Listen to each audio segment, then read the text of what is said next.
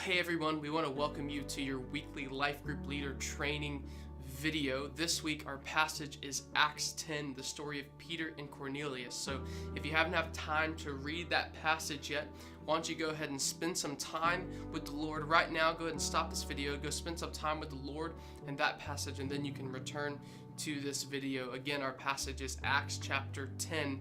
I also want to encourage and remind you that in 2 weeks, not this week or the next, but the following, we're going to begin a journey in the book of Hosea. So if you have the time, why don't you begin to read that book, become familiar with the content. That way you'll be prepared when we start week 1 of Hosea. But this week, our passage is Acts chapter 10, the story of Peter and Cornelius. And I want you to imagine that you are Peter, and you've spent your whole life adhering to these strict purity laws. And what purity laws were is they were laws that determined by God what was clean and what was unclean. They determined what foods were clean and unclean, and really what people were clean and unclean. So if you were Peter, you'd spent your whole life eating particular foods that had been determined were clean and staying far away from other foods that had been determined were unclean, like reptiles or birds that fly, or even shellfish. And so you spent your whole life adhering to these strict purity laws, and what that has meant is you've spent your whole life staying far away from those who don't. You've spent your whole life staying far away from Gentiles, because Gentiles ate shellfish.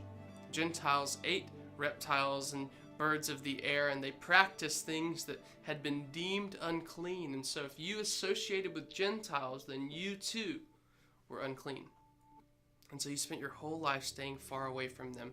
I want you to imagine your surprise when you receive the vision that Peter receives in Acts chapter 10, where God tells Peter to not deem unclean what he has deemed clean.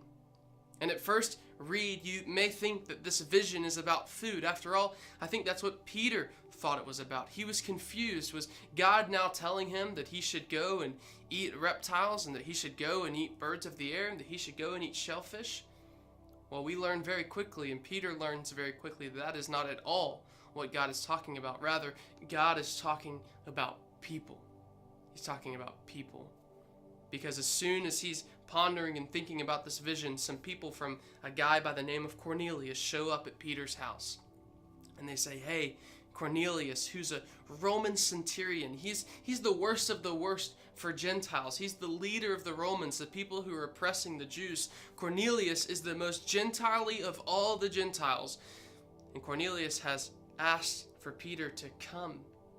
And not just to come and to preach the gospel to him, but to come into his home, a place where no Jewish man would ever dare to go, the home of a Gentile. Even entering that home would immediately make you unclean. But this is what Peter's been called to.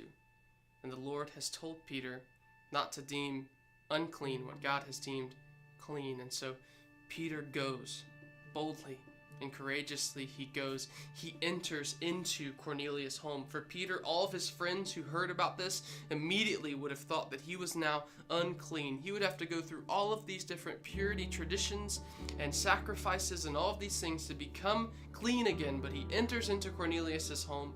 He preaches the gospel, and all of Cornelius' household is saved. They're immediately baptized. And Peter learns a really important lesson.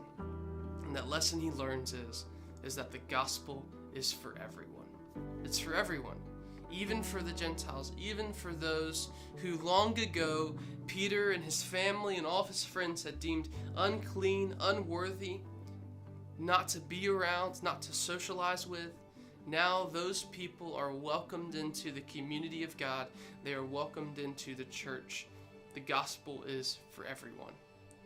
That is our main idea. That's the main idea that Luke is telling us in Acts chapter 10, that the gospel is for everyone. So as you're telling this story to your group, make sure to emphasize that point, that the gospel is for everyone. And we're going to challenge them to reach out to someone this week, to make a connection to someone this week that they wouldn't normally connect with.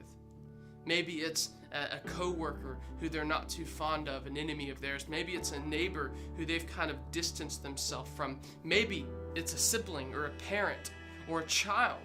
Whoever it is, encourage them to reach out to someone unexpected, to reach out to someone who they wouldn't normally reach out to this week. Why? Well, because the gospel is for everyone. So that is our main idea. That is our challenge for the week. We hope you have a great time. We are praying for you and your group, and we will see you soon.